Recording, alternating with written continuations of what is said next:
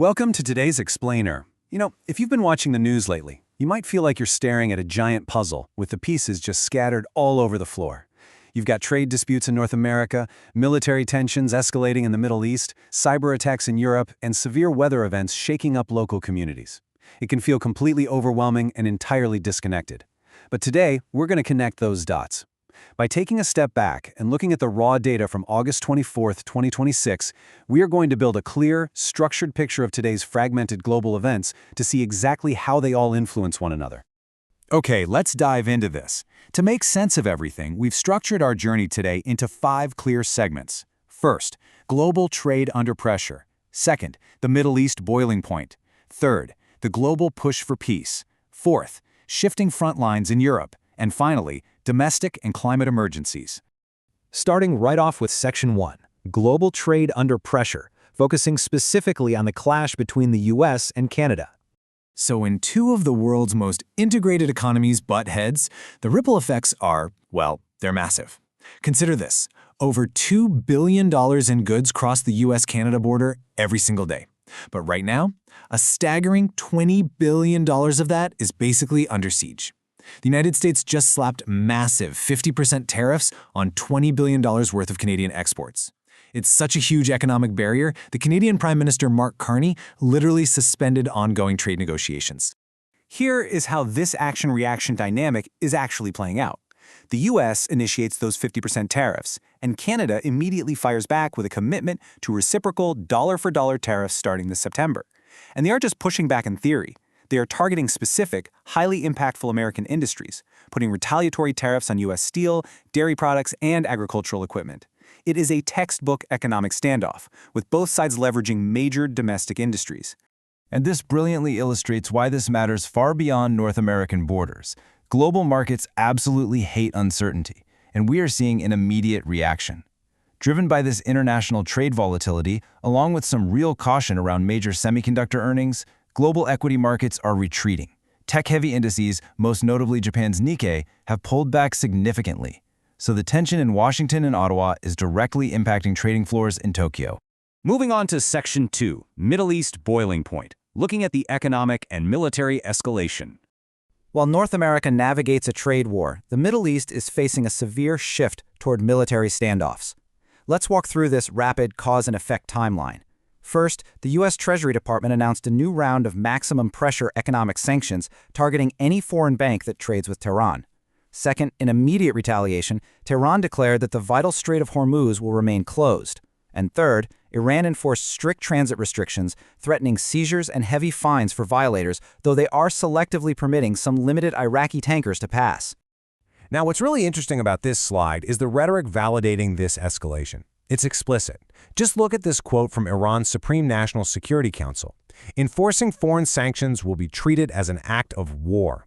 This is not subtle diplomatic maneuvering. This is a direct, severe warning that shifts the confrontation from a financial dispute straight to a potential military conflict.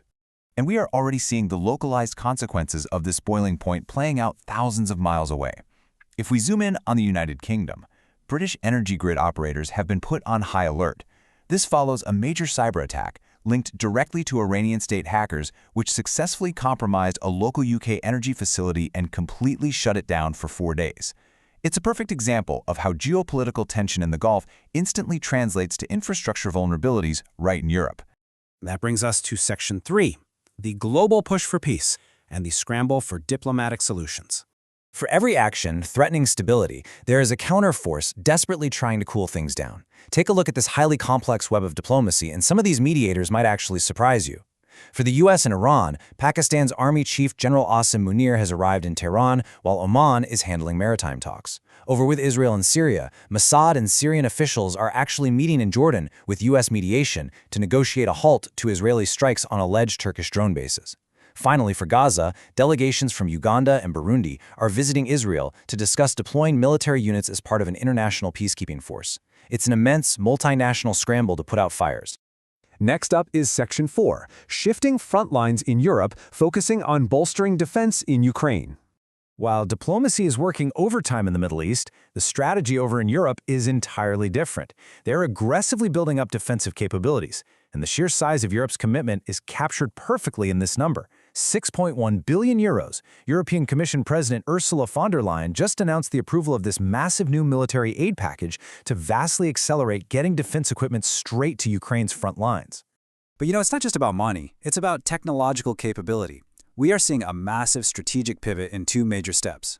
First, the British government authorized the release of highly classified defense technology. Second, this unprecedented release empowers Ukraine to locally manufacture British and French-designed Storm Shadow cruise missiles by the end of the year. This significantly shortens the supply chain and dramatically bolsters Ukraine's long-term independent defensive capabilities. Let's move to and see how this builds into Section 5, Domestic and Climate Emergencies and the Fallout at Home. So how does all this global macro instability actually impact our daily lives? Well, take a look at this clash over your grocery bill. On one side, trying to fight rising consumer grocery prices, the U.S. administration opened a 90-day window to allow up to 300,000 metric tons of tariff-free foreign ground beef into the country. On the other side, we see immediate and fierce pushback from domestic agricultural groups who see this as a direct threat to their livelihood. It's that really difficult balancing act of trying to shield consumers from global economic pain without damaging local industries in the process. And security concerns aren't just an ocean away. They are happening much closer to home. U.S. Southern Command reported a kinetic strike, which is an active use of physical military force on a suspect vessel in the Eastern Pacific. This really highlights that ongoing active security operations are completely necessary to maintain safety along our regional maritime routes. Finally, let's do a rapid-fire look at the massive environmental and public health updates rounding out the global picture today. In Nevada, the devastating Hawk Fire near Reno has consumed over 15,000 acres, forcing mandatory evacuations for more than 42,000 residents under a declared state of emergency. Out in the Pacific, Hawaii is bracing for continuous flash floods as yet another tropical storm system batters the islands, severely compounding their ongoing recovery efforts. And on the global health front, a reassuring note for sure, the Indian Council of Medical Research has officially dispelled concerns about seasonal illnesses, confirming that no new strains of H1N1 influenza have emerged. Which brings us to the ultimate takeaway from all the data we've processed today. From the Strait of Hormuz to your local grocery store, how insulated are we from a world on edge? The reality is, we aren't. A tariff in Washington affects a market in Tokyo. A diplomatic breakdown in Tehran shuts down an energy grid in the UK. And global inflation dictates the price of beef in your hometown. By understanding these connections, you aren't just reacting to the news anymore, you are actually understanding the system. Thank you so much for joining me for this explainer. Keep questioning, keep learning, and I'll catch you next time.